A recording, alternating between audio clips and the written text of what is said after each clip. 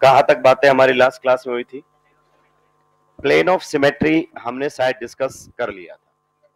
Next हमारे सामने रहेगा centre of symmetry. Centre of symmetry, in short हम इसको क्या बोल देते हैं? COS। क्लियर? लिखिए इसकी definition.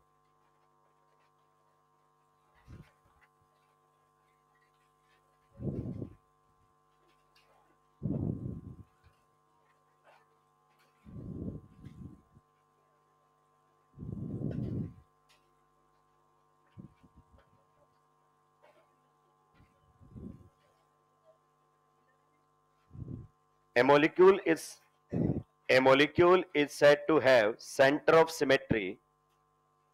A molecule is said to have center of symmetry. A molecule is said to have center of symmetry. अगर किसी मोलिक्यूल में सेंटर ऑफ सिमेट्री होगा तो क्या होगा बता रहा है। If a molecule is said to have center of symmetry. If a line is drawn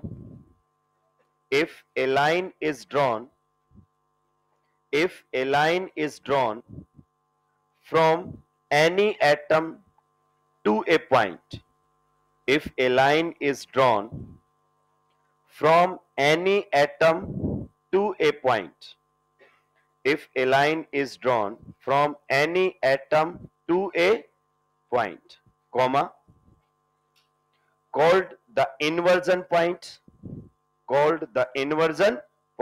मतलब यही आपका सेंटर रहने वाला है।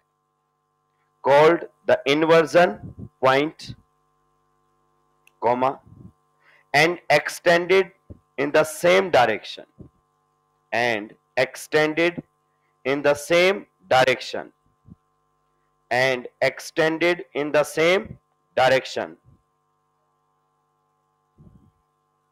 comma, same atom is encountered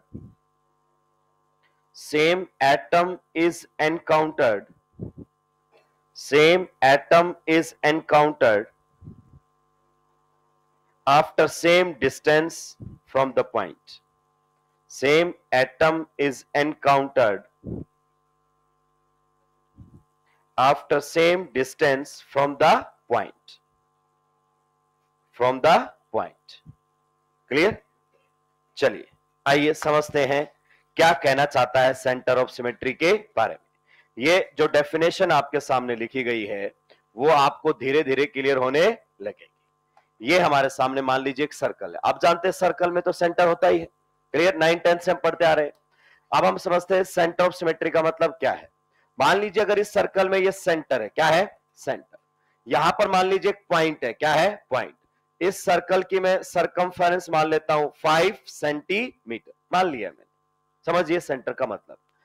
अगर यहां पर कोई एटम मान लो क्या है? x, तो यहां से मैंने डिस्टेंस ड्रॉ किया एक पॉइंट तक। क्लियर?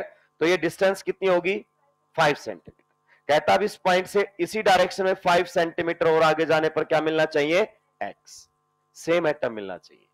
यानी कि अगर इस एटम से इस x एटम से 5 सेंटीमीटर पर जाने पर एक पॉइंट आता है, उसी पॉइंट से अगर 5 सेंटीमीटर आगे जाएं तो सेम एटम मिलना चाहिए। इसको हम कई बार ऐसे भी समझा देते हैं कि अगर एक स्ट्रेट लाइन ड्रॉ की जाए तो वो सेम एटम से पास होनी, ये देखो, ये अगर आपका सेंटर हुआ तो ये लाइन सेम एटम के थ्रू पास होगी।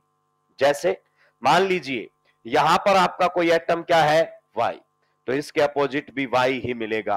अब आप एक लाइन ड्रॉ कीजिए तो आपको इस बात का एहसास होगा कि अगर आप एक लाइन ड्रॉ करते हैं तो ये लाइन इधर भी कौन से एटम से जाएगी? इधर भी कौन से एटम से जाएगी? y से, और इधर भी y से। सेम एटम से लाइन पास होनी चाहिए।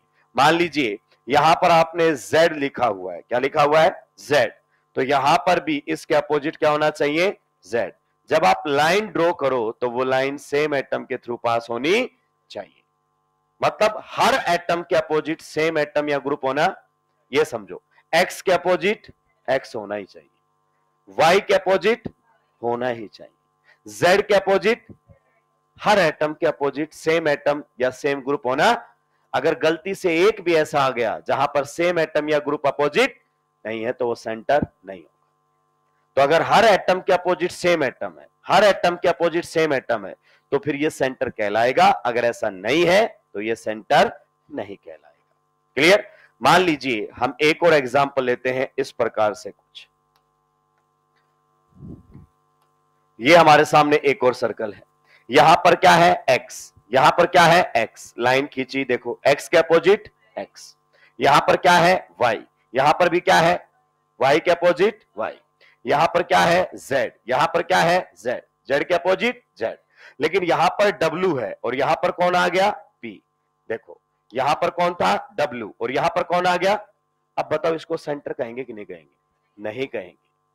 आप बोलोगे कि सर ये देखिए आप x के अपोजिट सही है, सर y के अपोजिट सही है, सर z के अपोजिट, लेकिन w के अपोजिट भी w होना। अगर एक भी एटम या ग्रुप ऐसा है जिसके ऑपोजिट सेम एटम या ग्रुप नहीं है तो फिर उसमें सेंटर नहीं होगा। आप देखो बाकी में तो था, बाकी के अपोजिट तो सेम है, पर एक भी एटम अगर ऐसा है अगर उसके अपोजिट सेम एटम या ग्रुप नहीं है तो फिर उसमें सेंटर नहीं होगा। क्या ये पॉइंट आपको समझ में आया? तो ये सारी बातें तो आपकी नॉर्मल एग्जांपल को समझाने के लिए थे कि सेंटर का मतलब होता क्या है। क्या सर कुछ पर्टिकुलर एग्जांपल्स के थ्रू हम बात कर सकते हैं? आइए अब आपके सामने बढ़िया बातें यहां पर आपको देखने को मिलेगी। ये हमारे सामने एक मॉलिक्यूल है, अभी आप नहीं छापेंगे। यहां पर H है, यहां पर कौन है Cl, यहां पर आपके सामने H है, यहां पर कौन है Cl।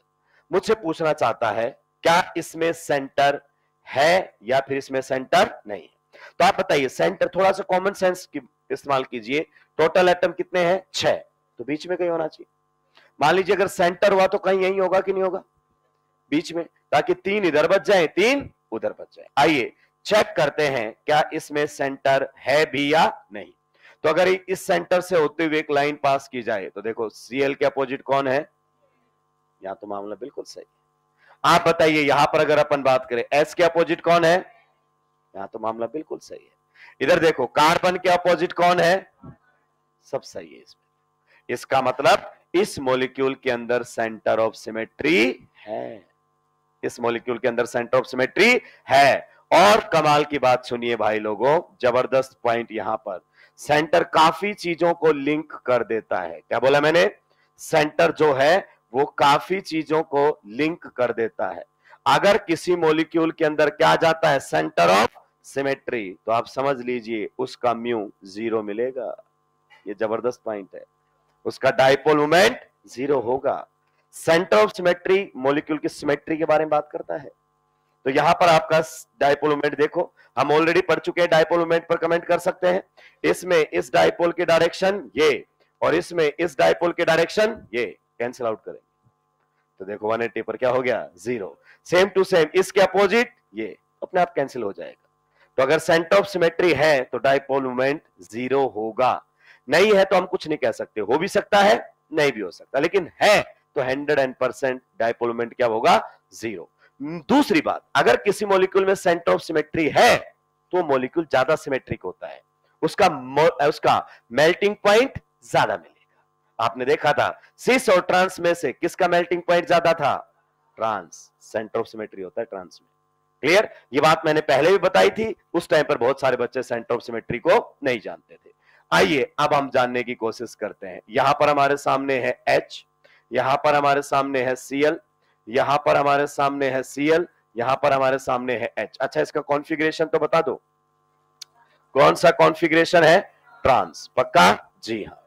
इधर बात कीजिए, अगर मैं इसको सेंटर मान लूं तो बताइए क्या ये सेंटर है भी या नहीं है? अगर मैं इसको सेंटर मान लूं तो आप देखो अगर इससे लाइन पास की जाए तो ये इधर तो कौन है Cl और यहां Cl के अपोजिट कौन है H।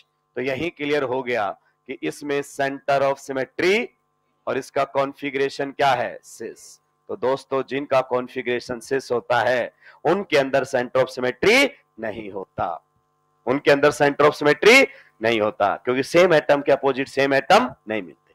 क्लियर? और इसमें मॉलिक्यूल में भी सिमेट्री कम है और इस मॉलिक्यूल में सिमेट्री ज्यादा है। आप फिजिकल प्रॉपर्टी ऑफ जीआई में पढ़ चुके हो कि इसका मेल्टिंग पॉइंट उससे ज्यादा है। तो सेंटर ऑफ सिमेट्री के आने से फिजिकल प्रॉपर्टीज पर भी फर्क पड़ता है, like dipole moment, like boiling point and melting point. क्योंकि डाइपोल मोमेंट से सीधा बॉइलिंग पॉइंट जुड़ा हुआ है और सिमेट्री से सीधा मेल्टिंग पॉइंट जुड़ा हुआ है। क्या ये पॉइंट क्लियर हो गया? जब आप आईओसी पढ़ोगे ना तब भी ध्यान रखना, जहां जहां सेंटर ऑफ सिमेट्री आ जाएगा वहां वहां डाइपोल मोमेंट जीरो हो जाएगा। आपको जब आईओसी में पढ़ाया जाएगा तो इस टाइप के एग्जांपल रखे जाएंगे, जैसे यहां पर भी सीएल और यहां पर भी सीएल, इसमें सेंटर है, म्यू जीरो मिलेगा इसका। क्लियर? तो ये हल्की फुल्की बातें नहीं है, बहुत ही बेहतरीन बातें हैं। एक बात और पता चला, अगर कॉन्फ़िगरेशन कैसा है बच्चे, सिस, तो सेंटर ऑफ सिमेट्री नहीं होगा। आइए और कुछ एग्जांपल्स की बात करते हैं। हम रिंग में बातें कर लेते हैं। किस में बातें कर लेते हैं? रिंग में बातें कर लेते हैं। थोड़ा सा चीजों को समझने की कोशिश करते हैं। ध्यान से सुनते हुए जाएंगे आप एक एक बात को, ध्यान से सुनते हुए जाएंगे आप एक एक बात को। ये हमारे सामने एक रिंग है। आप बताइए कितनी मेंबर्ड रिंग है ये? 4 मेंबर्ड रिंग। मैं चाहूंगा कि आप चीजों को विजुअलाइज करें, मॉडल्स के थ्रू नहीं समझाना चाहता। क्लियर? इस प्रकार से हम बात करते हैं, ऐसे यू, यहां पर अगर ये सेंटर हुआ, क्या हुआ? सेंटर। तो आप सोचो अगर ये सेंटर हुआ, मैं इसमें सेंटर पहले लाना चाहता हूं, तो आप बताना क्या करना पड़ेगा। इधर देखो, यहां पर आपका कौन है? कार्बन। यहां पर भी कार्बन के अपोजिट कौन है? रिंग से बाहर नहीं गया हूं, रिंग के अंदर की बात कर रहा हूं। यह एटम कौन है और यह एटम कौन है? कार्बन के ऑपोजिट। सही बात। चलिए आगे बात कर लेते हैं। अगर मान लीजिए बच्चे मैंने यहां पर क्या लगा दिया है? एफ, तो यहां पर भी क्या लगाना पड़ेगा? एफ। आप समझिए इस पॉइंट को मैं क्या कहना चाहता हूं, क्योंकि जब इस सेंटर से लाइन ड्रॉ की जाएगी तो एफ के अपोजिट एफ आना चाहिए। क्लियर? और सुनते जाइए। मान लीजिए मैंने यहां पर क्या लगा दिया है? एच, तो फिर एच यहां पर होना चाहिए। ध्यान से सुनते जाइए। सर ऐसा क्यों? क्योंकि सेंटर अगर मुझे लाना है तो आप समझिए एच के ऑपोजिट क्या आना चाहिए, और ये मामला बिल्कुल सही बनता जा रहा है। और थोड़ा सा समझने की कोशिश करते हैं। मान लीजिए अगर हम यहां पर देखना चाहें तो यहां पर आपके सामने कौन आ जाता है? यहां पर इस प्रकार से है, यहां पर आ जाता है बी आर। तो यहां पर इसको थोड़ा सा मैं अलग तरीके से लिख लेता हूं सो दैट आपको समझने में आसानी हो। यहां पर आपका कौन आ जाता है? B R. और यहां पर हमारे सामने कौन आ जाता है? आई। तो यहां पर जो है नीचे की साइड कौन आना चाहिए आपका? B R. और ऊपर की साइड कौन आना चाहिए? आई। आइए समझते हैं। पहले आप इस वाले पॉइंट पर ध्यान दीजिए, इस वाले पॉइंट के ऊपर आप देखो कार्बन के ऑपोजिट कौन है? कॉर्नर पर। क्लियर? अब देखो यहां पर बी आर कहां पर है? अप। अप, तो यहां बी आर कहां होना चाहिए?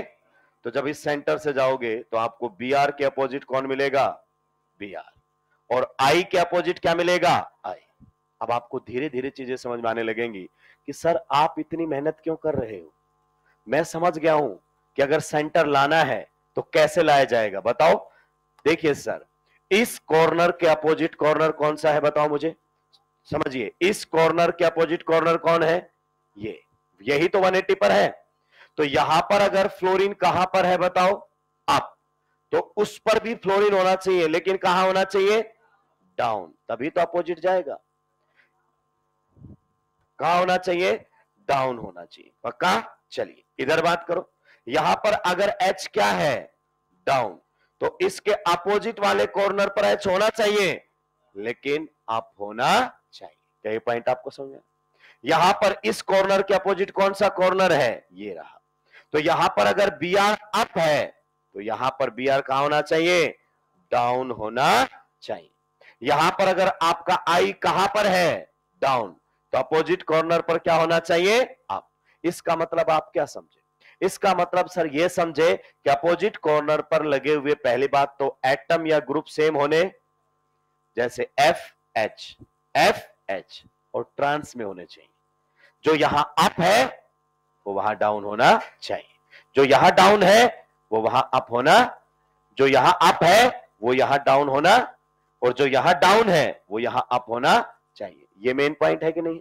अगर ऐसा हुआ तो इसमें सेंटर ऑफ सिमेट्री होगा, अगर ऐसा नहीं हुआ ना सर तो फिर इसमें सेंटर ऑफ सिमेट्री नहीं होगा। आप समझते जाएंगे बढ़िया तरीके से चीजों को ध्यान से। क्लियर? हम इसको थोड़ा सा अच्छे तरीके से समझने की कोशिश करते हैं।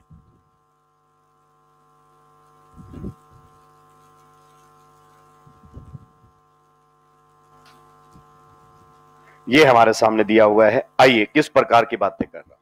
मान लीजिए मैंने यहां पर क्या लगा दिया है, F, यहां पर क्या लगा दिया है, H, यहां पर मैंने क्या लगा दिया है, F, यहां पर क्या लगा दिया है, H, यहां पर अगर अपन बात करना चाहें तो मैंने लगा दिया है Cl, यहां पर क्या लगा दिया है, Br। अब इसमें अगर अपन बात करें, यहां लगा दिया है Cl और यहां पर क्या लगा दिया है, Br।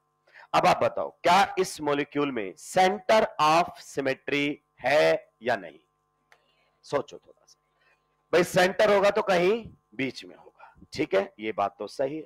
अगर सेंटर होगा तो आप देखो कार्बन के ऑपोजिट अभी रिंग में ही चल रहा, सही बात है। आप बताओ यहां पर अगर अपन बात करना चाहें तो फ्लोरीन के ऑपोजिट कौन होना चाहिए था, लेकिन फ्लोरीन के ऑपोजिट कौन है, तो ये सेंटर नहीं हो सकता। इसका मतलब अपोजिट कॉर्नर पर लगे हुए एटम सेम तो है, F और H, F और पर सिस में है, यहां F अप है तो यहां डाउन होना चाहिए था, तो इसमें सेंटर नहीं है। हालांकि Cl के अपोजिट कौन है, Br के अपोजिट कौन है, लेकिन यहां तो इसके F के अपोजिट F, तो एक भी एटम के अपोजिट सेम एटम नहीं आता है, तो फिर उसमें सेंटर ऑफ सिमेट्री नहीं होगा। इसका मतलब यह हुआ कि इस मॉलिक्यूल के अंदर सेंटर ऑफ सिमेट्री एब्सेंट है। अब आप इसको दूसरे तरीके से भी कर सकते हैं दोस्तों, ध्यान से सुनते हुए जाना। कई बार इस प्रकार की लाइनों से बात करेगा, कई बार वेज डैश से बात करेगा। मान लीजिए इसमें मुझे प्लेन ऑफ सिमेट्री मतलब सेंटर ऑफ सिमेट्री लाना है। अगर यहां पर CH3 किस पर है, वेज पर, तो इसके अपोजिट कॉर्नर पर कहां होना चाहिए, डैश पर, सही है। यहां पर अगर हाइड्रोजन कहां पर है, डैश पर, तो इसके अपोजिट कॉर्नर पर कहां होना चाहिए, वेज पर। अगर यहां पर Cl वेज पर है तो इसके अपोजिट कॉर्नर पर डैश पर। यहां पर मान लेते हैं I कहां पर है, डैश पर, तो बताइए इसके अपोजिट कॉर्नर पर कहां होना चाहिए, वेज के ऊपर। अगर ऐसा बन जाता है तो अब इस मॉलिक्यूल के अंदर सेंटर ऑफ सिमेट्री है। यानी कि सर बहुत आसान है, इतनी नोटंकी की जरूरत ही। अगर इवन मेंबर्ड रिंग है तो अपोजिट कॉर्नर पर चेक कर लो, लगे हुए ग्रुप सेम और किस में होने चाहिए, ट्रांस में। तो वहां पर आप अप बोल रहे थे, यहां पर क्या है, वेज, वेज का अपोजिट डैश, और डैश का अपोजिट वेज, वेज का अपोजिट डैश, और डैश का अपोजिट, इसमें सेंटर ऑफ सिमेट्री है। सीधा नोटंकी पर नहीं जाना है, टू द पॉइंट आंसर आना चाहिए। इसका मतलब इस मॉलिक्यूल के अंदर सेंटर ऑफ सिमेट्री प्रेजेंट है। क्या पॉइंट आपको क्लियर हुआ? तो इवन मेंबर्ड रिंग में सेंटर ऑफ सिमेट्री बहुत आसानी से ढूंढा जा सकता है। आइए जल्दी से इसको आप नोट करेंगे, उसको नोट करने की जरूरत नहीं है, यहां से नोट कीजिए।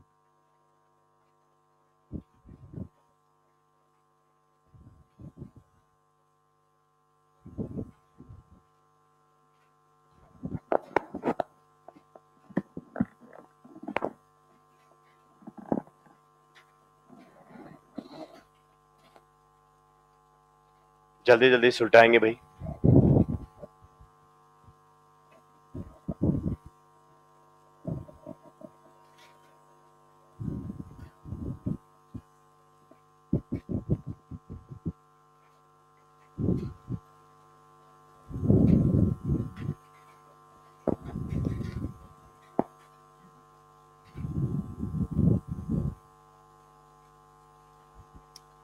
इवन मेंबर्ड रिंग में सेंटर ढूंढना आसान, ऑपोजिट कॉर्नर्स पर लगे हुए एटम सेम और कौन सी कॉन्फ़िगरेशन में होने चाहिए, ट्रांस, खत्म। अगर सेंटर ऑफ सिमेट्री है तो डाइपोल मोमेंट जीरो होगा, कंफर्म है। नहीं है तो हो भी सकता है, नहीं भी हो सकता, हम कोई कमेंट नहीं कर सकते, पर है तो कंफर्म डाइपोल मोमेंट जीरो ही होगा।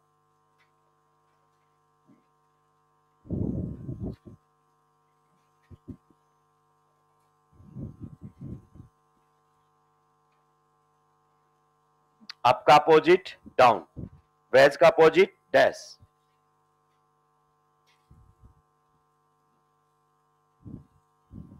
अगर किसी भी एक एटम के अपोजिट सेम एटम नहीं आया तो सेंटर ऑफ सिमेट्री नहीं हो।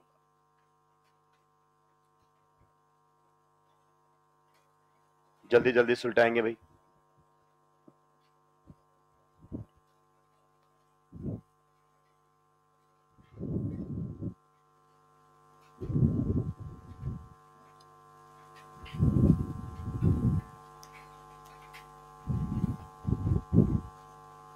सुलटा दिया सभी ने ये वाली स्लाइड के ऊपर। अभी हमें केवल सेंटर ऑफ सिमेट्री क्या होता है इस पर फोकस करना है, फिर हमारे पास क्वेश्चंस आएंगे। याद रखिए कि मैक्सिमम क्वेश्चंस में हमें सिमेट्री एलिमेंट्स की जरूरत नहीं पड़ने वाली।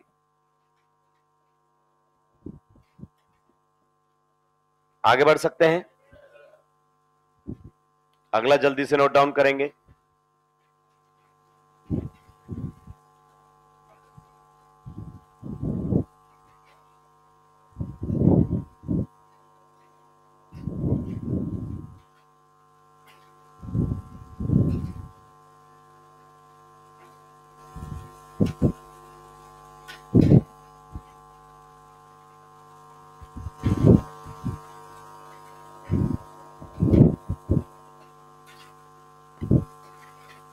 जल्दी जल्दी सुलटाएंगे भाई।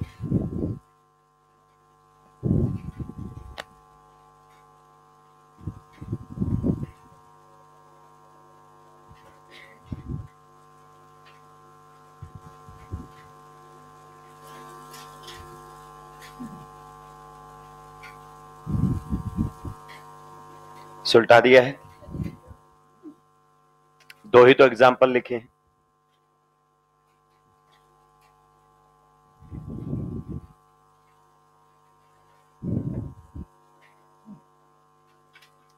आप सुलटा दिया है क्या? जल्दी जल्दी लिखेंगे भाई।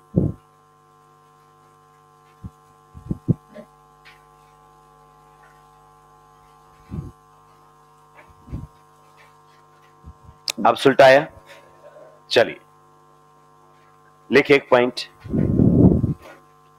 If COS is present then mu is equal to 0. If COS is present then mu is equal to 0. ये आपका IOC में भी आपकी हेल्प करेगा। If COS is present then mu is equal to 0. Confirm है। अगर COS नहीं है तो हम कुछ नहीं कह सकते, लेकिन है तो कह सकते हैं। अगला point, even membered ring will have COS. Even membered ring will have COS. Even membered ring will have COS if at opposite corners, if at opposite corners, if at opposite corners, if at opposite corners same atom oblique group, if at opposite corners same atom oblique group, if at opposite corners same atom oblique group are present in trans configuration, are present in trans configuration, are present in trans configuration, underline the word trans. Opposite corners पर atom और group same होने चाहिए और साथ में configuration कैसा होना चाहिए? ट्रांस होना चाहिए। क्लियर? आइए मैं आपसे जानना चाहता हूं, बिना ऐसे विजुलाइज किए हुए सीधा हवा में मुझे इसका आंसर चाहिए। क्या इस वाले के मॉलिक्यूल के अंदर आपको बताना है सेंटर ऑफ सिमेट्री है या फिर नहीं? यहां पर H है, यहां पर Cl है, यहां पर आपका Cl है, यहां पर H है, यहां पर अगर अपन बात करें Br है, यहां पर H है, यहां पर आपका H है, यहां पर Br है, यहां पर आपका CH3 है, यहां पर H है, यहां पर अगर अपन बात करें H है और CH3। आप बताइए जल्दी से। ऐसे नहीं करना, यूं यूं करने की जरूरत, सीधा टू द पॉइंट, वहां पे किसी को जताने की जरूरत नहीं है। अगर मैं ये सेंटर मान लेता हूं दोस्त, क्या मान लेता हूं? सेंटर। क्लियर? तो मैं किस प्रकार से डील करूंगा? देखो, कार्बन के ऑपोजिट, ये अपोजिट कॉर्नर, इधर बात करो, इसमें भी कार्बन के ऑपोजिट, इधर बात करो, रिंग के अंदर कार्बन के ऑपोजिट, सही बात है। अब देखो वापस से चेक करो, यहां पर अगर H अप है तो इसके अपोजिट कॉर्नर पर मामला सही, यहां पर Cl डाउन है तो यहां पर बिल्कुल सही मामला। इधर बताओ इस कॉर्नर के अपोजिट वाला कॉर्नर कौन सा है, ये वाला।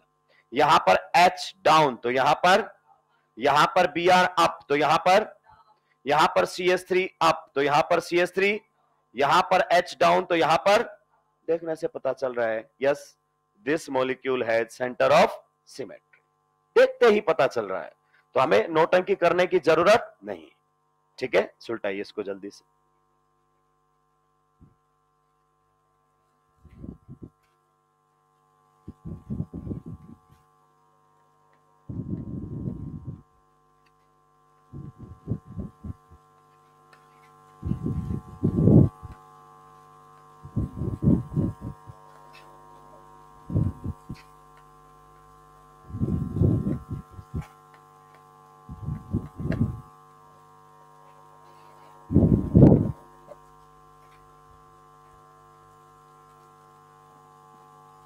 अगला पॉइंट लिखो, बहुत शानदार पॉइंट है।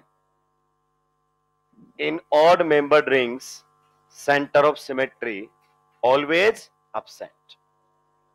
अगर ऑड मेंबर्ड रिंग आपके सामने आ रहा है और मैं बोलूं बताओ सेंटर ऑफ सिमेट्री है या नहीं है, और आप कह रहे हैं सर चेक करके बताऊंगा, इसका मतलब अपन दिमाग से पैदल नहीं करना है भाई चेक, नीट में इतना टाइम नहीं मिलता है, याद होना चाहिए कि ऑड में तो होता ही नहीं है। इसका मतलब सर इसके पीछे कोई लॉजिक नहीं है, अरे लॉजिक है, रटने की जरूरत ही नहीं है। बिल्कुल अपन सेंटर ऑफ सिमेट्री ढूंढने की कोशिश करेंगे, मिल जाए तो अच्छी बात।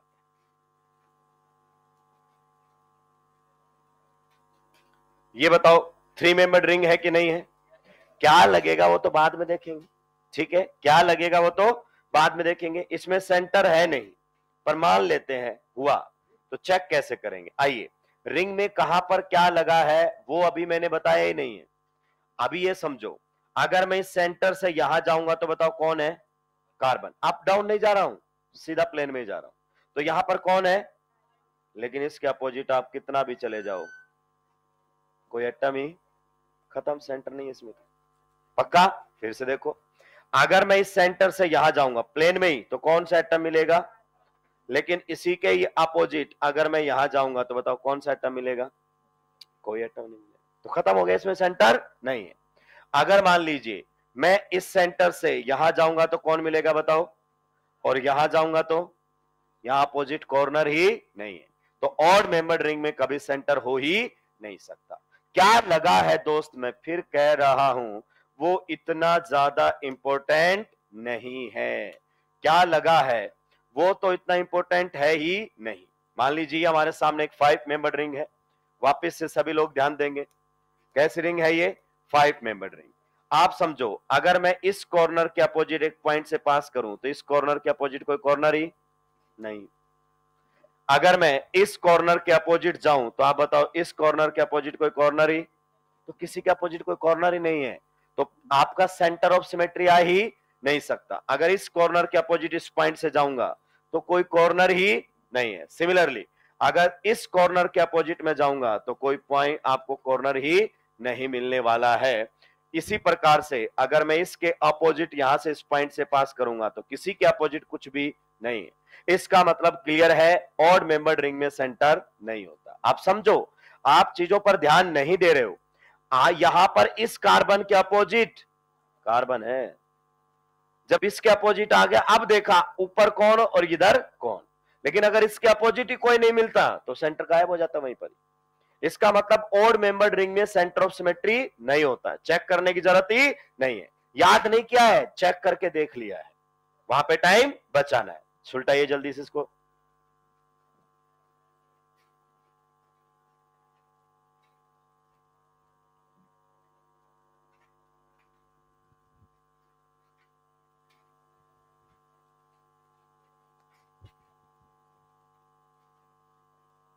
जल्दी जल्दी सुलटाएंगे।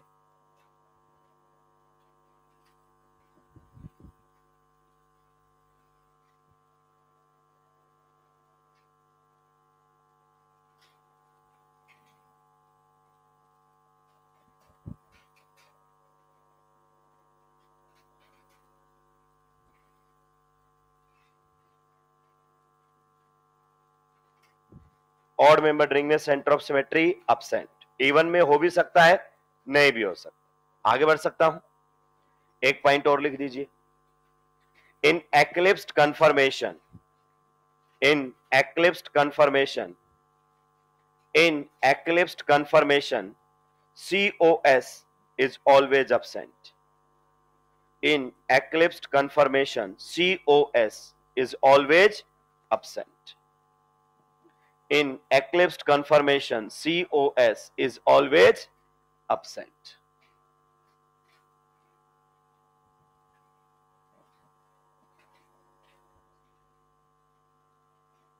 In eclipsed conformation, COS is always absent. अब आप बोलोगे सर ये भी याद करना है क्या? याद कुछ भी नहीं करना है मेरे दोस्त। याद अगर अपन बात करना चाहें तो कुछ भी नहीं करना है। अब सोचो, अगर मैं इसमें सेंटर ढूंढूं, क्या ढूंढूं? सेंटर। तो सेंटर तो कहीं बीच में ही होगा, अगर होगा तो, ताकि 3 इधर रह जाएं और 3 उधर रह जाएं। अगर मैंने इसको सेंटर मान लिया है दोस्त, क्या मान लिया है? सेंटर। तो आप बताइए, इस सेंटर से जब मैं ऊपर की तरफ जाऊंगा तो कौन मिलेगा? CS3। और इसी लाइन को जब मैं आगे एक्सटेंड करूंगा तो कौन मिलेगा? कुछ भी नहीं, क्योंकि ये लाइन आपका इधर तो कौन है? H, और इधर कौन है? OH। H और OH के बिल्कुल बीच से जा रहे, तो CH3 के अपोजिट तो कोई है ही नहीं। आइए, अगर मैं इधर वाले सेंटर से जाऊं तो आप बताइए, इस प्रकार से मुझे CH3 के अपोजिट कोई मिलेगा क्या? कोई नहीं। तो जाहिर सी बात, अगर CH3 के अपोजिट CH3 नहीं है तो सेंटर तो नहीं हुआ। और एक्लिप्स्ड में आप जानते हैं, इस लाइन के अपोजिट ये लाइन नहीं है, बल्कि ये तो दोनों सेम प्लेन में है, तो कैसे आ सकता है सेंटर? क्लियर? तो आपकी एक्लिप्स कंफर्मेशन के अंदर जो सेंटर है वो हमेशा क्या मिलता है? अपसेट नहीं होता। एक्लिप्स्ड है तो सीधा बोल दो सेंटर नहीं होगा, बाकी में टाइम आने पर हम देख लेंगे। ये था हमारे सामने सेंटर ऑफ सिमेट्री। नॉर्मली क्या करते हैं भाई कि centre of symmetry, plane of symmetry में बहुत सारे क्वेश्चंस पढ़ते हैं। मैं नहीं करवाने वाला, बस मुझे आपको थोड़ा प्लेन ऑफ सिमेट्री बताना था, ठीक है, सेंटर ऑफ सिमेट्री बताना था, ठीक है। अब हम आगे बढ़ेंगे, दूसरे टॉपिक को उठाएंगे, फिर थोड़ी देर बाद आएंगे प्लेन ऑफ सिमेट्री और सेंटर ऑफ सिमेट्री पर, और आपको बेटर क्लियरिटी के साथ चीजें एक्सप्लेन होंगी। तो नेक्स्ट जो हमारे सामने हेडिंग लग रही है वो लगेगी कायरलिटी सेंटर। क्वेश्चन बहुत पूछता है भाई इस पर, chirality oblique asymmetric centre, chirality oblique asymmetric centre. कई बार कायरलिटी सेंटर बोल देता है, कई बार एसिमेट्रिक सेंटर बोल देता है। कायरलिटी सेंटर बोल देता है तो बच्चा पहचान लेता है, एसिमेट्रिक सेंटर पूछता है तो बच्चा नहीं पहचानता है। क्या सर ये वाला टॉपिक नीट के सिलेबस में है? तो मैं आपको बता दूं, जी हां, ये नीट के सिलेबस में है। जहां लिखकर क्रॉस ना करूं तब तक आप समझ लीजिए वो सिलेबस में है। तो बहुत बार क्वेश्चंस पूछे जाते हैं, क्वेश्चन पूछे जाएंगे किसके ऊपर? कायरलिटी सेंटर, क्योंकि नीट में आने वाला ऑप्टिकल इसी से ही सुलझ जाता है। लिखिए इसकी डेफिनेशन कायरलिटी सेंटर की। A tetrahedral atom, a tetrahedral atom, a tetrahedral atom attached to 4 different atoms or groups, a tetrahedral atom attached to 4 different atoms or groups, a tetrahedral atom attached to 4 different atoms or groups is known as chirality oblique asymmetric center. A tetrahedral atom attached to 4 different atoms or groups is known as chirality oblique asymmetric center. Is known as chirality oblique asymmetric center. दूसरा point लिखिए, chirality center is sp3 hybridized. Chirality center is sp3 hybridized. Tetrahedral है तो sp3 तो मिलेगा। Chirality center is sp3 hybridized. कैसा रहेगा? sp3 hybridized रहेगा। Next point, chirality centre is a stereo centre, chirality centre is a stereo centre. मैं समझाऊंगा क्या होता है स्टीरियो सेंटर, अभी आप लिख दीजिए ऑब्लिक, कई बार इसी को ही हम स्टीरियोजेनिक सेंटर भी बोल देते हैं, stereogenic centre. Chirality centre is a stereo oblique, stereo centre oblique stereogenic centre. Chirality centre is a stereo centre oblique stereogenic centre. क्या होता है सर स्टीरियो सेंटर, आपको आखिरी में बताया जाएगा, पर आप यह ध्यान रखिए कि अगर आपका कायरलिटी सेंटर है तो वो क्या काउंट होगा, एक स्टीरियो सेंटर काउंट होता है। क्या काउंट होता है, स्टीरियो सेंटर। क्या ये पॉइंट आपको क्लियर हो गया है? चलिए आइए थोड़ा सा और हम समझते हैं, नेक्स्ट पॉइंट लिखिए।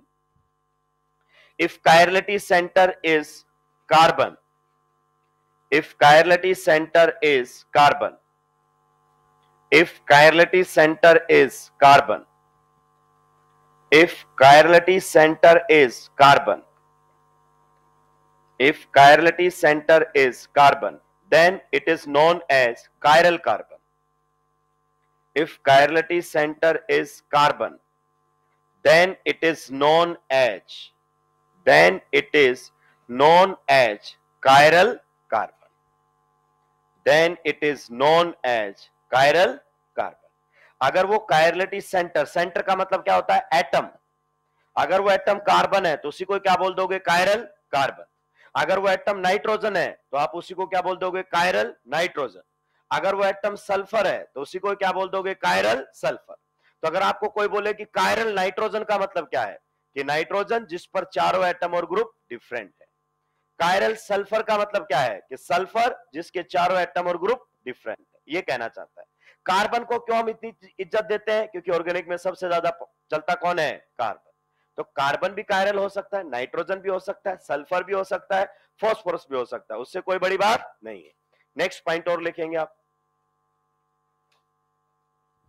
molecules having single chirality center are chiral, molecules having single chirality centers, molecules having single chirality center are chiral, molecules having single chirality center are chiral, molecules having single chirality center are chiral। अगर किसी molecule में कितना chirality centre है, एक, तो वो chiral होगा। आपको पीयूएस सीयूएस चेक करने की जरूरत नहीं है, टाइम पास मत कीजिए वहां पर। अगला पॉइंट लिखिए, अगला point, POS never passes through chirality center, POS plane of symmetry, POS never passes through, POS never passes through chirality center, POS never passes through chirality center। एक कायरलिटी सेंटर के through कभी भी आपका plane of symmetry पास नहीं होता है, ये अभी समझेंगे, रटने की जरूरत नहीं है। अभी केवल और केवल आपने बातें लिखी हैं, मैंने एक भी बात नहीं समझाई है। अब मैं सारी बातें आपको वन बाय वन समझाने जा रहा हूं, सभी ध्यान से सुनते हुए जाइए, सभी का ध्यान बोर्ड पर होना चाहिए। मान लीजिए हमारे सामने कार्बन है, यहां पर हाइड्रोजन है, यहां पर भी हाइड्रोजन है, यहां पर भी हाइड्रोजन है, और यहां पर भी हाइड्रोजन है। आप बताइए इस पूरे मॉलिक्यूल में कायरलिटी सेंटर कितना है, जीरो। कोई भी एटम कायरलिटी सेंटर, हाइड्रोजन नहीं हो सकते, क्योंकि टेट्रावैलेंट होना चाहिए, और हाइड्रोजन कैसे है, मोनोवैलेंट। तो हाइड्रोजन कभी कायरलिटी सेंटर नहीं होंगे। डेफिनेशन पढ़ो कायरलिटी सेंटर की, ए टेट्राहेड्रल एटम, और आपका हाइड्रोजन कैसा होता है, मोनोवैलेंट। हट गया। कार्बन क्यों नहीं है कायरलिटी सेंटर, क्योंकि आप देखो चारों अलग होने, अगर कोई भी दो सेम आ गए तो फिर वो कायरलिटी सेंटर, तो इस पर तो दो क्या, चारों ही क्या लगे हुए हैं, एक जैसे। तो दो भी कोई सेम एटम या ग्रुप जुड़ गए तो फिर वो एटम कायरलिटी सेंटर नहीं हो सकता। तो ना तो हाइड्रोजन इसमें कायरलिटी सेंटर है और ना ही कार्बन। आगे बढ़ सकता हूं, ध्यान से सुनते हुए जाइए। ये हमारे सामने है कार्बन, यहां पर लगा है H, यहां पर लगा है फ्लोरीन, यहां पर भी लगा हुआ है H, और यहां पर भी आपके सामने लगा हुआ है H। बताइए जल्दी से, इसमें कायरलिटी सेंटर कितना है, जीरो। फ्लोरीन कायरलिटी सेंटर नहीं हो सकता, मोनोवैलेंट है। हाइड्रोजन होते ही नहीं, मोनोवैलेंट है। कार्बन नहीं हो सकता, क्यों नहीं हो सकता आप बताओ? इस पर दो नहीं तीन भी एक जैसे लगेंगे। अगर कोई भी दो एक जैसे आ जाए तो वो कायरलिटी सेंटर नहीं होगा, चारों अलग होने चाहिए, तो ये कायरलिटी सेंटर नहीं है। तो इस मॉलिक्यूल के अंदर कायरलिटी सेंटर 0 है, मतलब कोई भी एक ऐसा एटम नहीं है जो चार डिफरेंट एटम या ग्रुप से बॉन्डेड हो। नेक्स्ट की तरफ चलते हैं, सभी का ध्यान इधर होना चाहिए। यहां पर हमारे सामने है फ्लोरीन, यहां पर हमारे सामने है क्लोरीन, यहां पर वैज के ऊपर है हाइड्रोजन एंड डैश के ऊपर है हाइड्रोजन। बताइए इसमें कितने कायरलिटी सेंटर्स हैं? 0। फ्लोरीन और chlorine and hydrogen chirality centre नहीं होते हैं because they are monovalent. Clear? Carbon chirality centre नहीं है क्योंकि इस पर अभी भी दो एक जैसे जुड़े हुए हैं। अगर दो एक जैसे आ गए तो वो कायरलिटी सेंटर नहीं हो सकता। तो यहां पर आपके कायरलिटी सेंटर कितने हैं बच्चों? 0, एक भी कायरलिटी सेंटर नहीं है। आइए नेक्स्ट मॉलिक्यूल की तरफ बढ़ते हैं, सभी का ध्यान इधर होना चाहिए। यहां पर हमारे सामने क्या है? फ्लोरीन। यहां पर हमारे सामने कौन है? क्लोरीन। मान लीजिए यहां पर वेज पर कौन है? ब्रोमीन। और अगर अपन बात करें डैश पर कौन है? आयोडीन। आप बताइए इसमें कितने कायरलिटी सेंटर्स हैं?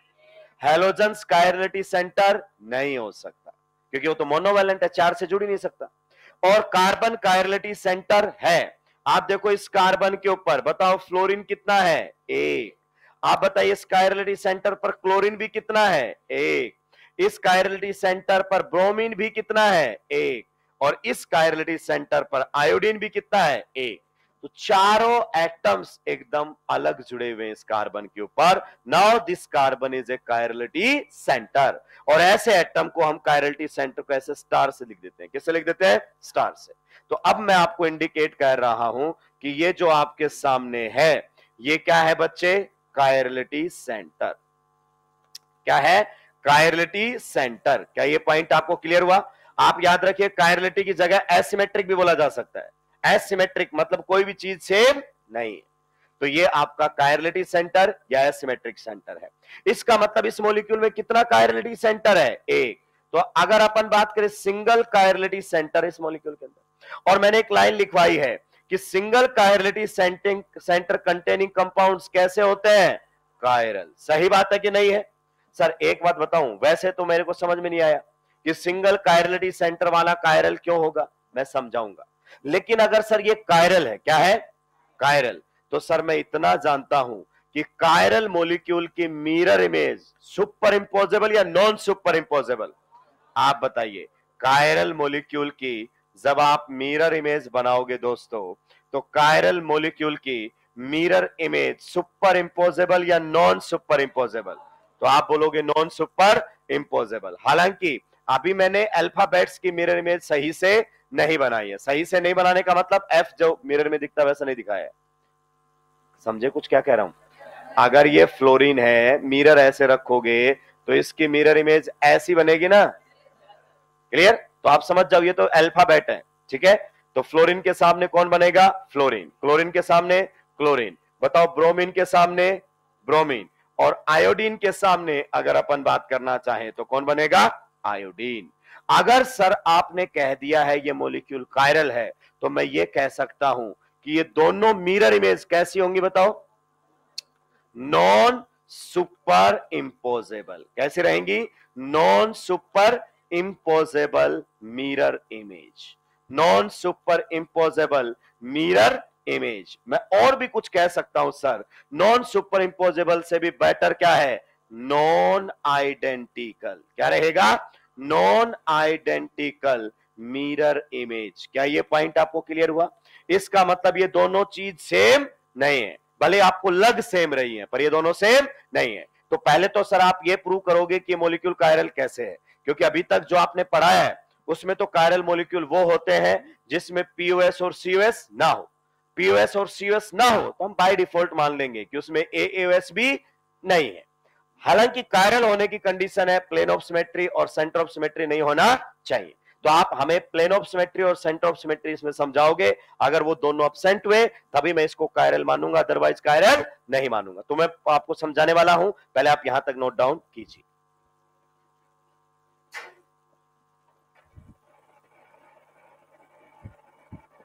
सर मॉडल्स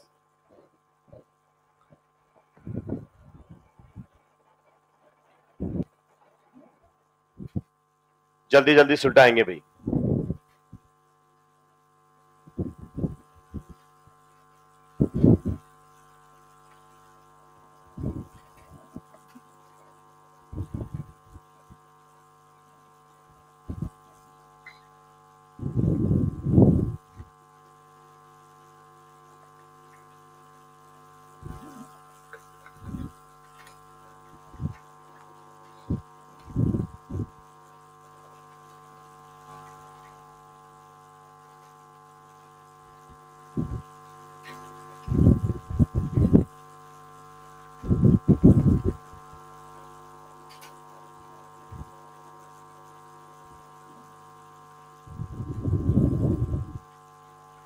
दो एटम या ग्रुप भी सेम लग गए तो फिर वो एटम कायरलिटी सेंटर नहीं होता है। चारों एटम और ग्रुप डिफरेंट होने चाहिए। अगर किसी एटम पर जुड़े हुए 4 एटम या ग्रुप डिफरेंट हैं तो वो क्या कहलाएगा? Chirality centre. और यहां पर वो एटम कौन है बताओ? कार्बन। तो आप इसको और भी क्या कह सकते हैं? Chiral carbon. क्योंकि वो एटम कार्बन है तो कायरल कार्बन हो गया। अगर ये एटम सल्फर होता तो कायरल सल्फर हो जाता। अगर ये एटम नाइट्रोजन होता तो कायरल नाइट्रोजन हो जाता। उससे क्या फर्क पड़ने वाला है?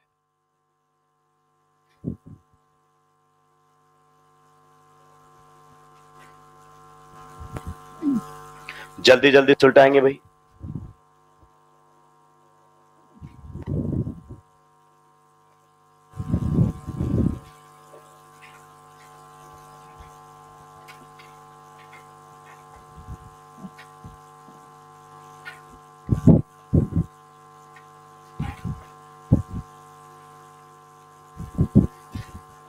Thank you sir.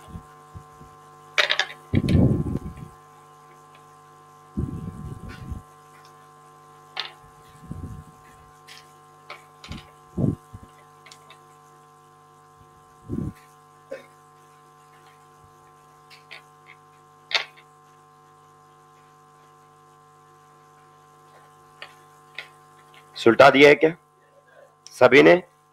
आइए पहले वाले से डील करते हैं। किससे डील करते हैं? पहले वाले से। किसी के पास स्केल है? स्केल आप बताइए। ये हमारे सामने पहला है। देखो चारों हाइड्रोजन लगे हुए, चारों सेम। क्या ये atom right now chirality centre है? क्या ये कायरलिटी सेंटर है? ये टेट्रावैलेंट तो है, 4 से जुड़ा तो है, लेकिन 2 क्या आ गए? सेम। 2 भी सेम आ गए तो कायरलिटी सेंटर नहीं हो सकता।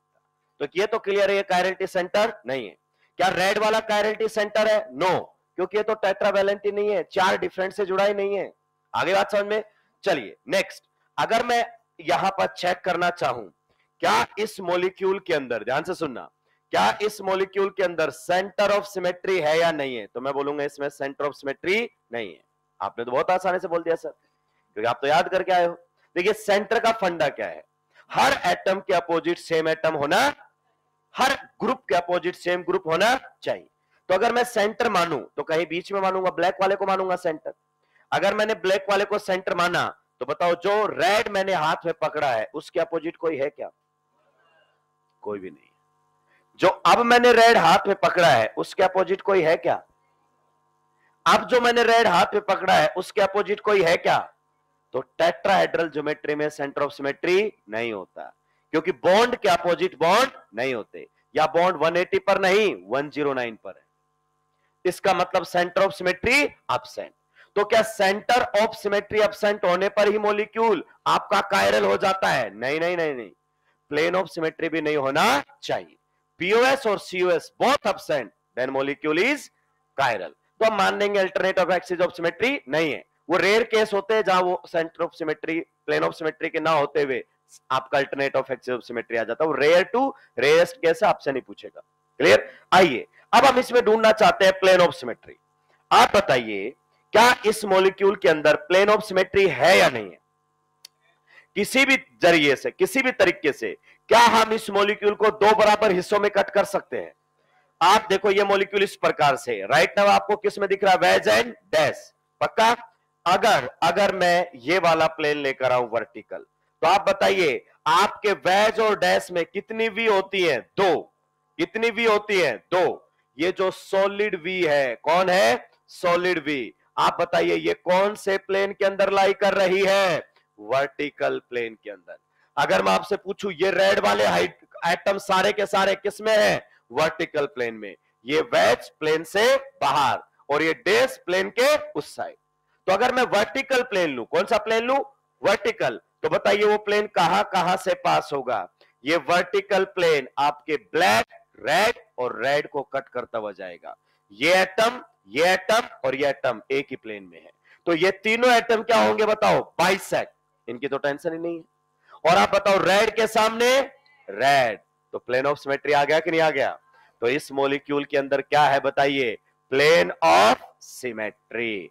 अगर पीओएस आ जाए, सीओएस नहीं है, तो ऐसा मॉलिक्यूल कायरल या अकायरल? ऐसा मॉलिक्यूल अकायरल। बताइए इसकी मिरर इमेज सुपर इंपोजेबल या नॉन सुपर इंपोजेबल? इसकी जो मिरर इमेज होगी दोस्त वो सुपर इंपोजेबल होगी। सुपर इंपोज करके दिखाऊंगा मैं आपको। अब बढ़ते हैं हम आगे नेक्स्ट वाले मॉलिक्यूल की तरफ। आप बताइए क्या इसमें सेंटर ऑफ सिमेट्री है या नहीं है? आप बताओ H के अपोजिट, इस वाले हाइड्रोजन के अपोजिट कोई है ही? टेट्राहेड्रल ज्योमेट्री में आपका किसी भी एटम के अपोजिट कोई भी एटम नहीं होता है। अगर मान लीजिए मैंने एक एटम को रिप्लेस कर दिया है, यहां पर देखो ये क्या लगा दिया है मैंने? फ्लोरीन। क्लियर? अब आप देखो ये मॉलिक्यूल इस प्रकार से। बताओ येलो के अपोजिट कोई है? कोई भी नहीं है। बताओ इस रेड के अपोजिट कोई है? तो सेंटर ऑफ सिमेट्री अभी भी एब्सेंट है। तो जब भी आपका टेट्राहेड्रल एनवायरनमेंट बने, मतलब दो वैलेंसी एक प्लेन में और दूसरी वैलेंसी उसके परपेंडिकुलर प्लेन में हो जाए, तो सेंटर गायब हो जाएगा। क्लियर? तो यहां पर सेंटर ऑफ सिमेट्री नहीं है। तो क्या सेंटर ऑफ सिमेट्री एब्सेंट होने पर ही मॉलिक्यूल को कायरल बोल दिया जाता है? नो, प्लेन ऑफ सिमेट्री भी। अब आपको सोचना है क्या इस मॉलिक्यूल के अंदर प्लेन ऑफ सिमेट्री है या नहीं है? सोचिए। जो अलग है ना उसको काटो, जो अलग है उसको वर्टिकल प्लेन लाओ। देखिए ये प्लेन आपका निकलेगा। बताओ किस किस को काटता हुआ जाएगा? कौन कौन से को बाइसेक्ट करेगा? ये ब्लैक, रेड, येलो, तीनों कट गए। तो जो नहीं कटे वो रेड के सामने red, bisecting as well as reflecting plane इसके अंदर है। इसका मतलब सर इस मॉलिक्यूल के अंदर क्या आ गया है बताइए? Plane of symmetry. क्या आ गया इस मॉलिक्यूल के अंदर बताइए? Plane of symmetry. मेरे पास जगह नहीं है तो प्लेन ऑफ सिमेट्री इसमें है, तो ये मॉलिक्यूल कैसा निकलेगा? अकायरल। अकायरल का मतलब सुपर इंपोजेबल मिरर इमेज। चलिए नेक्स्ट मॉलिक्यूल की तरफ चलते हैं। अगर आप नेक्स्ट को ढंग से देख पा रहे हो दोस्तों, तो नेक्स्ट में कुछ इस प्रकार से आप लोगों के सामने हुआ है। नेक्स्ट में अगर अपन बात करें तो आपका एक और एटम है वो रिप्लेस हो गया है। अब कितने अलग हो गए हैं? दो। अभी भी बताइए क्या यहां पर कोई कायरलिटी सेंटर है? देखिए इस पर ये दोनों तो अलग, लेकिन ये दोनों सेम। कोई भी दो सेम आ गए तो कायरलिटी सेंटर नहीं होगा। अच्छा सेंटर ऑफ सिमेट्री है क्या? ब्लू के अपोजिट कोई है ही? येलो के अपोजिट कोई है ही? रेड के अपोजिट कोई है ही नहीं। तो जब भी वैलेंसी परपेंडिकुलर प्लेन में हो तो आप एक बात तो बोल सकते हो, सेंटर ऑफ सिमेट्री एब्सेंट। लेकिन सेंटर ऑफ सिमेट्री एब्सेंट नहीं, प्लेन ऑफ सिमेट्री भी एब्सेंट होना चाहिए कायरल होने के लिए। आप बताइए आपको क्या लगता है इस मॉलिक्यूल के अंदर प्लेन ऑफ सिमेट्री है या नहीं है? है। अभी भी जो अलग है ना उन्हीं के थ्रू काटो। ऐसे ये है मॉलिक्यूल, तो कौन सा प्लेन लेकर आऊं? वर्टिकल। बताइए कहां कहां से जाएगा? येलो, ब्लैक, ब्लू, तीनों बाइसेक्ट होंगे और रेड के सामने, तो इसमें प्लेन ऑफ सिमेट्री है। Hence molecule is achiral. Hence molecule is achiral. क्या ये पॉइंट आपको समझ आया? आइए अगले मॉलिक्यूल की तरफ बढ़ते हैं जो कि हमारा ये वाला मॉलिक्यूल है। दोस्तों बहुत ही सोच समझकर आपको यहां पर जवाब देने हैं। बहुत ही सोच समझकर आपको यहां पर जवाब देने हैं। थोड़ा सा दिमाग लगाना है और बताना है क्या इस मॉलिक्यूल के अंदर प्लेन ऑफ सिमेट्री है या नहीं है। पहले बताओ क्या ये कायरलिटी सेंटर है? देखो एक ऐसा एटम जिस पर चारों अलग हो, so it is a chirality centre. You got that point? आइए सेंटर ऑफ सिमेट्री बताओ। येलो के अपोजिट, तो येलो। इसमें हमने बोल दिया है साहब कि आपका सेंटर ऑफ सिमेट्री क्या है? एब्सेंट। अब देखो नेक्स्ट मैं बता रहा हूं इसमें प्लेन ऑफ सिमेट्री भी नहीं होगा। इसमें प्लेन ऑफ सिमेट्री भी नहीं होगा। सर कैसे? आइए सोचते हैं, जितने भी एंगल से काटने का सोच सकते हो सोचो। ये मॉलिक्यूल ऐसे है, कौन सा प्लेन लिया? Vertical, right now. तो बताओ कौन कौन से एटम बाइसेक्ट होंगे? कौन कौन सा? ब्लैक, येलो, पर्पल, तीनों कट गए। ब्लैक, येलो, पर्पल, तीनों कट गए। लेकिन रेड के सामने क्या ये प्लेन मिरर का काम कर रहा है? नहीं, रेड के सामने रेड आना चाहिए। रिफ्लेक्टिंग प्लेन जब होता है जब पेयर में होते हैं, रेड के सामने रेड नहीं है। तो सर ऐसे करते हैं, हॉरिजॉन्टल से काटते हैं। हम जानते हैं वेज और डैश का प्लेन क्या है? सेम। तो वेज और डैश वाले प्लेन से काटते हैं, ये लो हॉरिजॉन्टल प्लेन। बताओ कहां कहां से पास होगा? ब्लू, ब्लैक, रेड, तीनों बाइसेक्ट हो जाएंगे और यहां से बीच से जाएगा ऐसे। पर ऊपर कौन है और नीचे कौन है? तो ये तो प्लेन ऑफ सिमेट्री नहीं हुआ।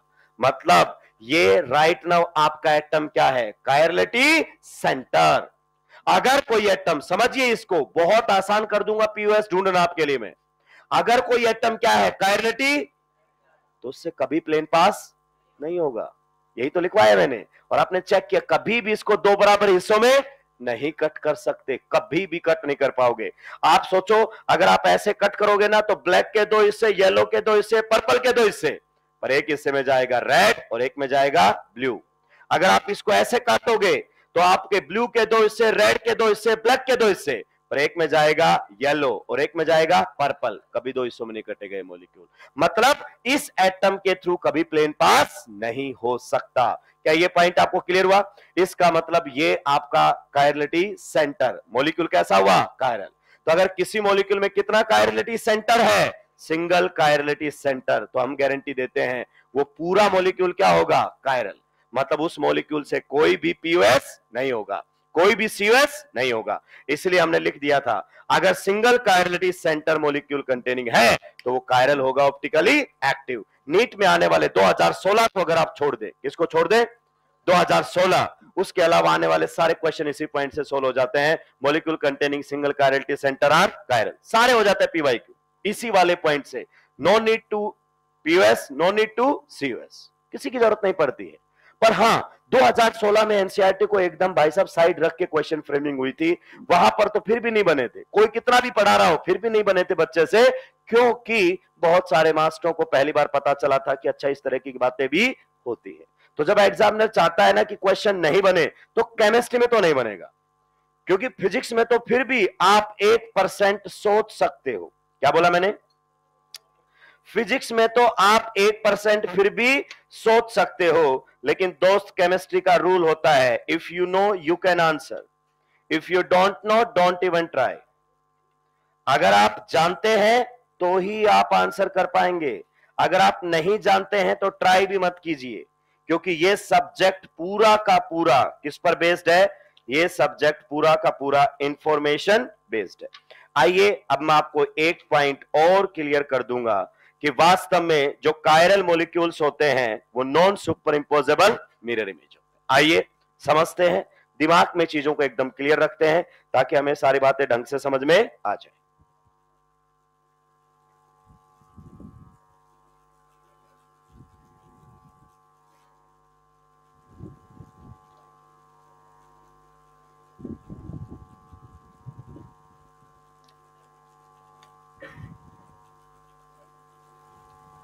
चलिए इधर देखिए, ये आप बताओ ये मॉलिक्यूल कायरल है या अकायरल? क्यों बोला आपने कायरल? क्योंकि इस पूरे मॉलिक्यूल के पास एक ही कायरलिटी, तो ये मॉलिक्यूल कायरल हम चेक कर चुके हैं। अब बताओ अगर कायरल मॉलिक्यूल की मिरर इमेज बनाए तो कैसे बनेगी? Non super. अगर इसको क्या मान लूं? ऑब्जेक्ट, तो ये क्या बन गई उसकी? Can these two be related as object and mirror image? पक्का? देखो येलो के सामने, रेड के सामने, ब्लैक के सामने, ब्लू के सामने और ग्रीन के सामने 100% ऑब्जेक्ट और मिरर इमेज है।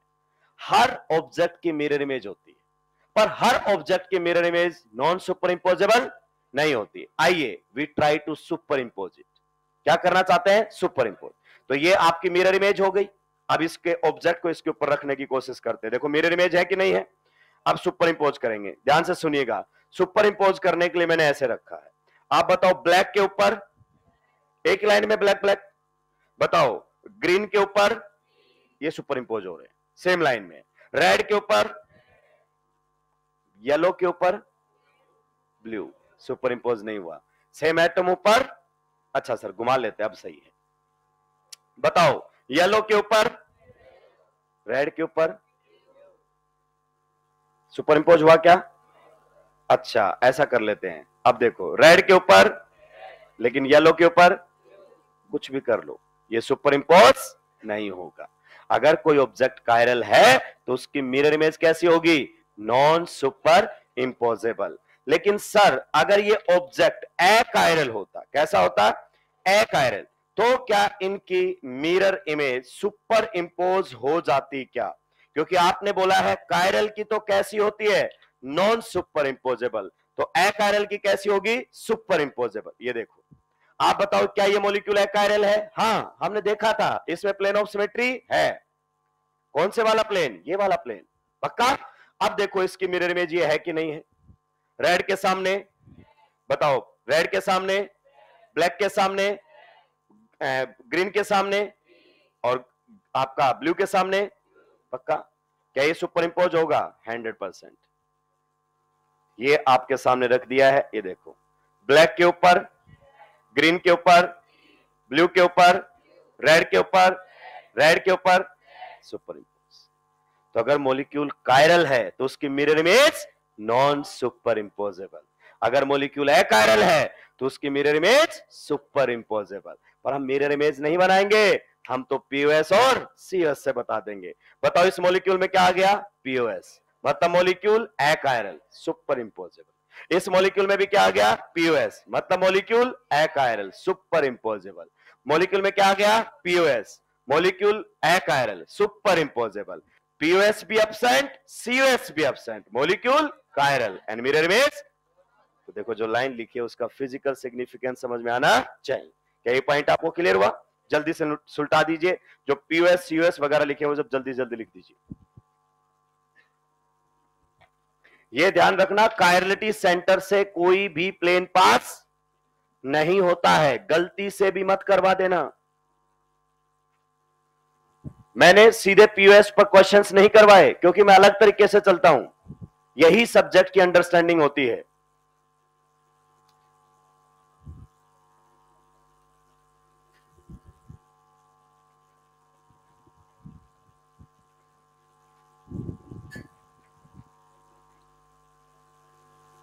कायरल सेंटर और कायरल मॉलिक्यूल एक ही बात होती है क्या?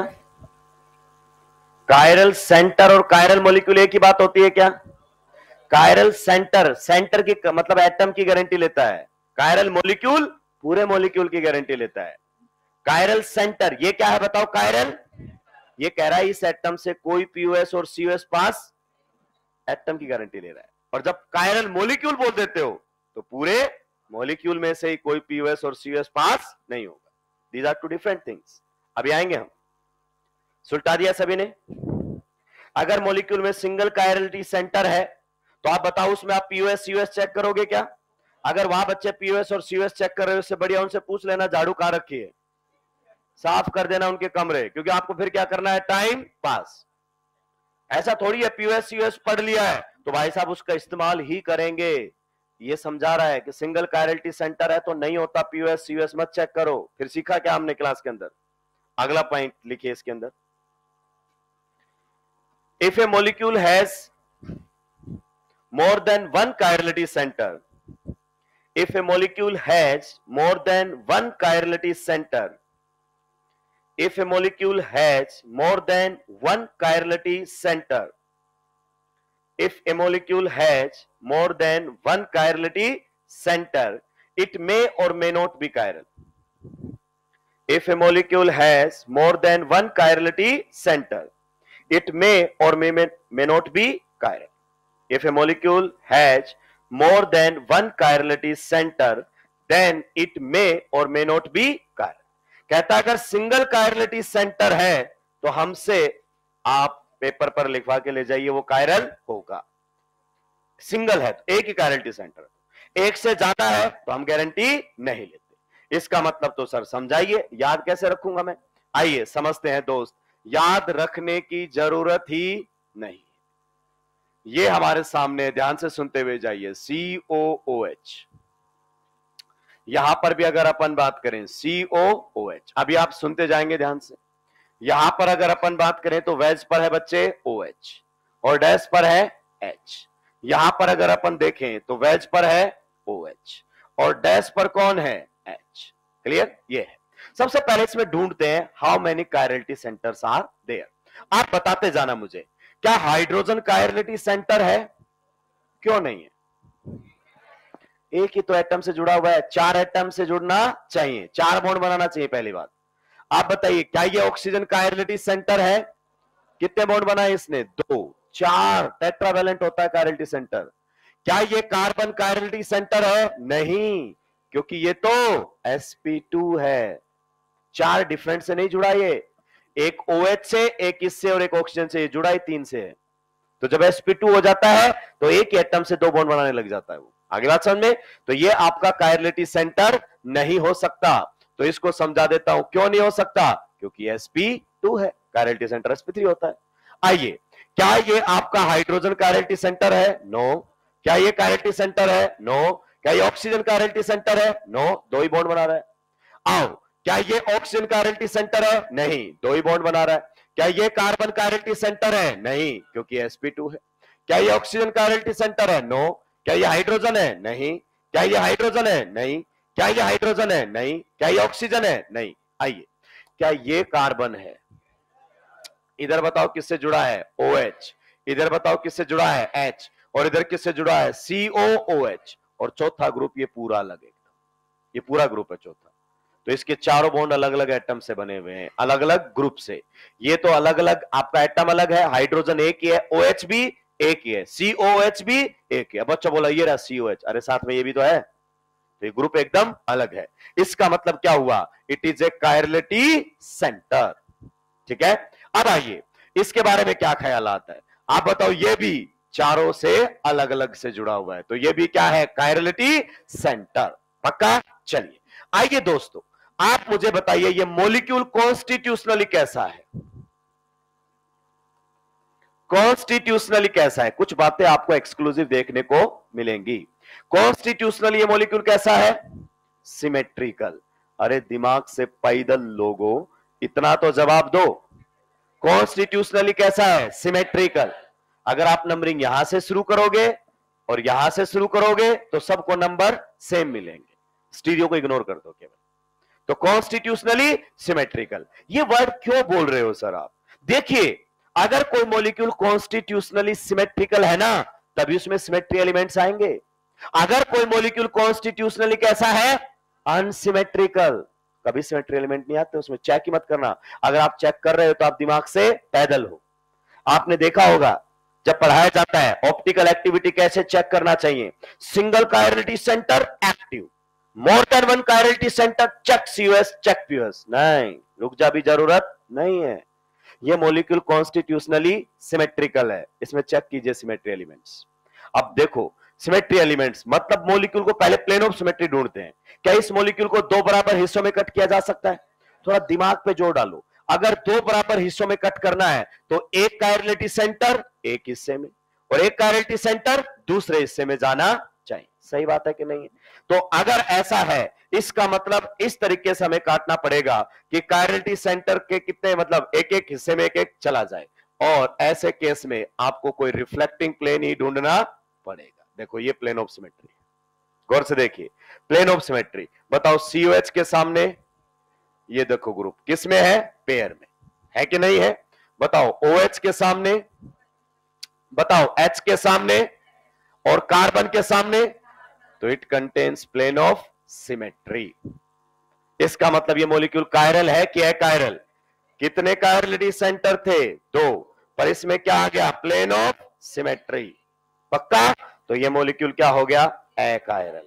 तो हमने बोला था साहब, अगर कायरलिटी एक्सेस सेंटर से ज्यादा है तो हम कोई गारंटी नहीं देते।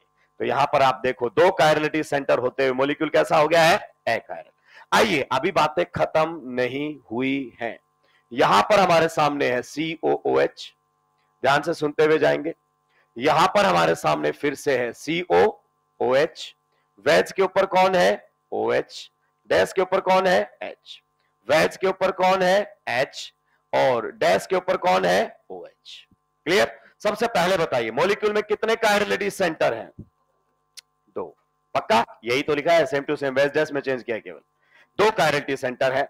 बताइए मॉलिक्यूल कैसा है कॉन्स्टिट्यूशनली, मॉलिक्यूल बताइए कॉन्स्टिट्यूशनली कैसा है, सिमेट्रिकल। अनसिमेट्रिकल कैसे बोल सकते हो भाई, कॉन्स्टिट्यूशनली क्या है, सिमेट्रिकल। अगर वेज डैश को इग्नोर करो, सबको वेज डैश मत देखो, अगर मैं बोलूं नंबरिंग तो आप बोलोगे दोनों साइड से हो सकता है, फंक्शनल ग्रुप को 1 4, फंक्शनल ग्रुप को 1 4, सब्स्टिट्यूएंट को 2 3 2 3, दोनों साइड से सबको नंबर से मिल रहे हैं, तो इग्नोर कर दो स्टीरियोकेमिस्ट्री को, बाकी मॉलिक्यूल कॉन्स्टिट्यूशनली सिमेट्रिकल है। और जो मॉलिक्यूल्स कॉन्स्टिट्यूशनली सिमेट्रिकल होते हैं उनमें सिमेट्री एलिमेंट्स पाया जा सकता है, बाकी में पाया भी नहीं जाएगा, तो इसमें हमें चेक करना चाहिए पीओएस एंड सीओएस। आइए सबसे पहले ये भी कायरलिटी सेंटर और ये भी कायरलिटी सेंटर, कॉमन सेंस है। आप बताइए आपके पास 2 कायरलिटी सेंटर हैं, तो आप कैसे मॉलिक्यूल को कट करोगे कि एक हिस्से में एक चला जाए और एक हिस्से में एक चला जाए, ऐसे ही तो काटोगे। इसका मतलब है जब आप इसमें ढूंढ रहे होंगे बच्चे प्लेन ऑफ सिमेट्री, तो आप इसको कुछ इस प्रकार से कट करने की कोशिश करेंगे। क्या ये मेरा पॉइंट समझ में आया? अगर आप इस प्रकार से कट करने की कोशिश करेंगे बच्चे, तो बताओ COH के सामने सही है मामला, बताओ कार्बन के सामने सही है मामला, बताओ OH के सामने H, वेज के सामने वेज बनेगा ना, तो यहां प्लेन से बाहर कौन है, OH, और वहां प्लेन से बाहर कौन है, H, और ये OH को H दिखा रहा है, ये तो कोई तिलिस्मी मिरर ही कर सकता है। तो इसका मतलब इस मॉलिक्यूल के अंदर प्लेन ऑफ सिमेट्री नहीं है। तो प्लेन ऑफ सिमेट्री नहीं है तो क्या डिक्लेयर कर दूं इसको chiral? No sir, centre of symmetry ढूंढना चाहिए। अभी आपको दोनों एब्सेंट होंगे तब हम बोलेंगे। क्लियर? अब कुछ बच्चे ऐसा ज्ञान देते हैं मेरे को, देखो ऐसे आगे बोलते हैं सर क्या ऐसे कर दो, कैसे, ऐसे इस एटम के बीच से, तो मन करता है तेरे को काट दो। थोड़ी देर पहले मैंने अपने फेफड़े फोड़ लिए बात बता बता के कि कायरलिटी सेंटर से कोई प्लेन पास, अगर तुम इसको ऐसे काटोगे F 2 हिस्सों में कटेगा, कार्बन 2 हिस्सों में, क्लोरीन 2 हिस्सों में, लेकिन ब्रोमीन के सामने आयोडीन। तो अगर कोई कायरलिटी सेंटर है उससे प्लेन काटने की सोच रहा है, इसका मतलब उसने कायरलिटी सेंटर नहीं समझा, और यह हकीकत है। पहले पीओएस पढ़ता है बच्चा और कायरलिटी सेंटर बाद में, और कंफ्यूज रहता है यहां से क्यों नहीं काट रहे सर, क्योंकि सर को खुद को भी मालूम नहीं है कि इस तरीके से चीजों को अवॉइड किया जा सकता है। तो आप समझिए यहां से नहीं निकाल सकते प्लेन को, ये तो कायरलिटी ये गारंटी देता कि इस एटम से तो नहीं निकलेगा, मॉलिक्यूल का नहीं पता। अब सेंटर ऑफ सिमेट्री ढूंढते हैं। अब देखना तुम और बढ़िया जवाब देने वाले हो। क्या ढूंढते हैं? Centre of symmetry. आप जितना भी वेज डैश आपको पढ़ाया ना, आप चंद सेकंडों में बर्बाद कर दोगे उसको, कि जब तू मोटिवेशनल वीडियो देख तब तेरा संडे ठीक ठाक निकलेगा। अगर मैं इसको सेंटर मान लूं, बीच में होगा सेंटर माना गया तो, और इस सेंटर से अगर मैं जाऊं तो बताओ COOH के अपोजिट कौन है? COOH के अपोजिट कौन है? नहीं, कुछ बोलने की कोशिश कर रहे थे। H सारा वेज डैश भूल गए हैं, सब बर्बाद। इधर सुनो, वेज डैश याद है, solid line in the plane of paper. इधर देख, solid line in the plane of, तो अभी तक ये लाइनें पेपर के प्लेन में है।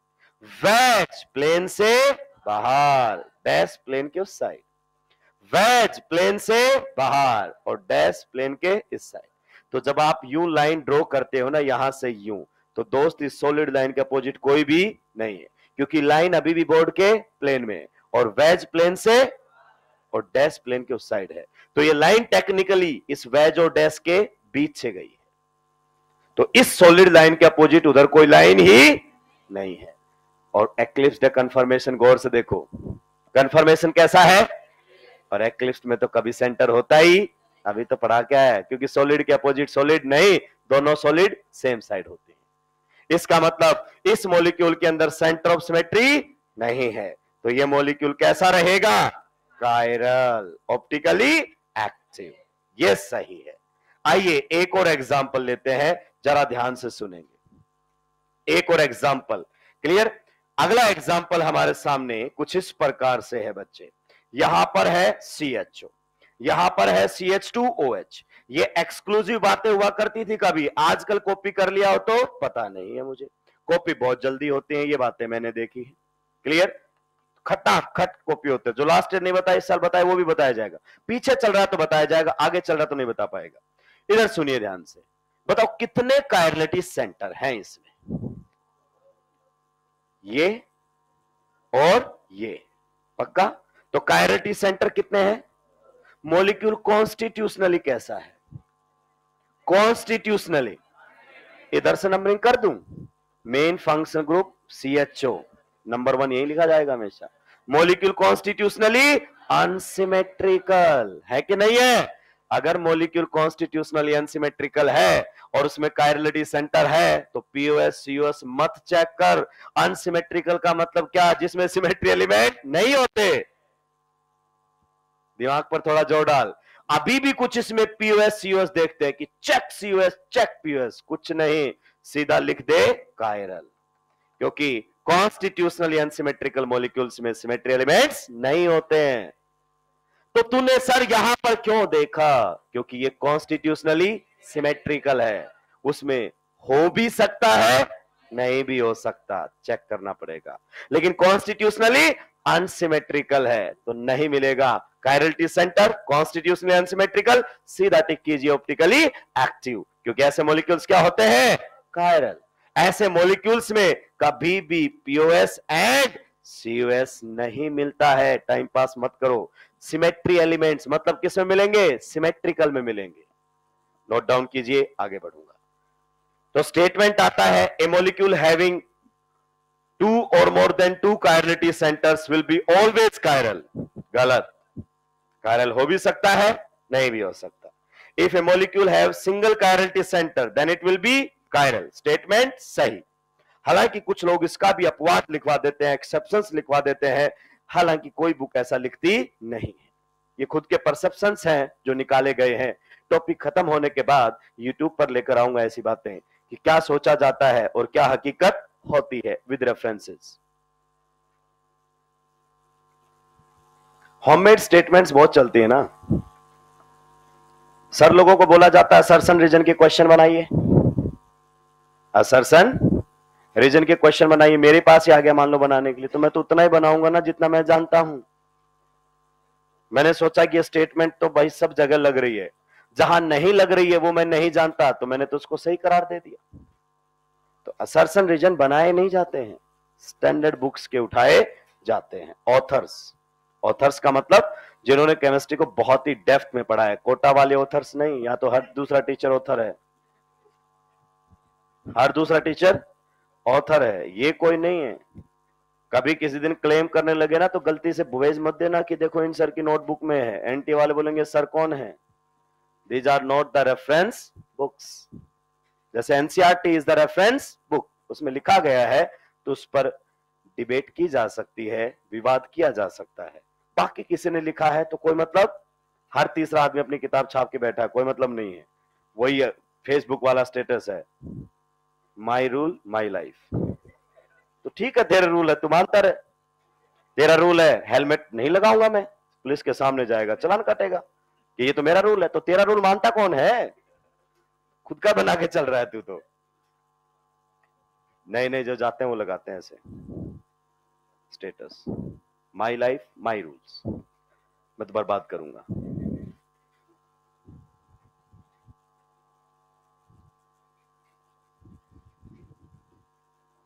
कोई भी बात कही जाती है तो कहने वाले के माइंडसेट पर डिपेंड करती है, जरूरी नहीं वो सही हो। और आजकल तो भाई साहब ज्ञान धारा प्रवाह बह रहा है, सही गलत का नहीं पता लेकिन भय धारा प्रवाह रहा है। हर शॉर्ट्स में, हर रील में कोई ना कोई कॉन्सेप्ट फेंक के जा रहा मास्टर, बच्चे को पता ही नहीं कि वो सही है या गलत है। आप हेल्थ के देख लो, ब्रेकफास्ट में क्या ना खाएं, 20 ऐसे मिलेंगे जो बोलेंगे खाओ, 25 ऐसे मिलेंगे कि ये खाए तो तुरंत कल ही मर जाओगे।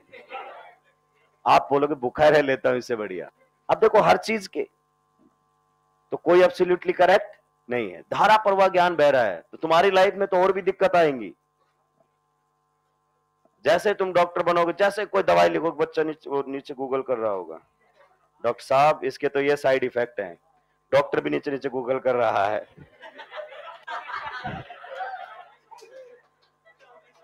सारे याद थोड़ी रहेंगे कि हाँ है तो सही, पर क्या फर्क पड़ता है। तो कहां से पता किया तुमने कि सर गूगल से, तो फिर दवाई गूगल से ले लेता, मैं तो क्रियाक्रम पे आ जाता तुम्हारे यहां। सुलटा दिया है। So if molecule has single chirality center, then it may or may not be chiral. But if molecule has single chirality center, then it will be chiral. अच्छा, अगर मोलिक्यूल में कायरलिटी सेंटर एक से ज्यादा है, पर मोलिक्यूल आपका कैसा है कॉन्स्टिट्यूशनली, तो no need to check CUS, no need to check. इस बात को मानो, अनसिमेट्रिकल मोलिक्यूल्स में chirality centre, sorry symmetry elements नहीं होते। तो टाइम बचाना है तो नीट गेम खेलता है बच्चे के साथ, या तो सिंगल कायरलिटी सेंटर देता है या फिर इस टाइप का एग्जांपल देता है, और बच्चा वहां ढूंढ रहा है POS COS। जरूरत ही नहीं है भाई, जरूरत ही, इसलिए पूरी एनसीईआरटी में प्लेन ऑफ सिमेट्री और सेंटर ऑफ सिमेट्री नहीं देखोगे। एनसीईआरटी वालों की अप्रोच वास्तव में ही कमाल की है, बहुत अलग अप्रोच से चलते हैं। हमें कई बार लगता है, कई लोग बोल देते क्या पढ़ोगे एनसीईआरटी में, कुछ है ही नहीं है, ये मेरे नोट्स पढ़ ले। वो एनसीईआरटी की डेप्थ कभी समझ नहीं पाएंगे। पेज पलटिए, इंडेक्स देखिए एक बार, लिखने वाले ऑथर्स का नाम, आईआईटी के प्रोफेसर्स हैं, और कोई यहां पर बैठा हुआ ये सोचता है कि उनसे ज्यादा मुझे आता है, तो फिर भाई साहब कोई तगड़ी बीमारी उसको है जिसका इलाज नहीं है। तो एनसीईआरटी बहुत ही कमाल की बुक है, जबरदस्त लेवल पर लिखी गई है, कंसाइज। आज के लिए इतना ही, बाकी बात करेंगे अगली क्लास में। ये स्केल किसका था? ले जाओ, बाद में बोलेगा मास्टर पेन मांग लेता, स्केल मांग लेता, वापस देता, और ये मेरे मॉडल्स को उठा के नहीं ले जाएगा, कभी कोई पॉकेट में डाल ले जाए। समझ में नहीं आया तो बाहर पूछो, ऐसे सामान नहीं चुराओगे।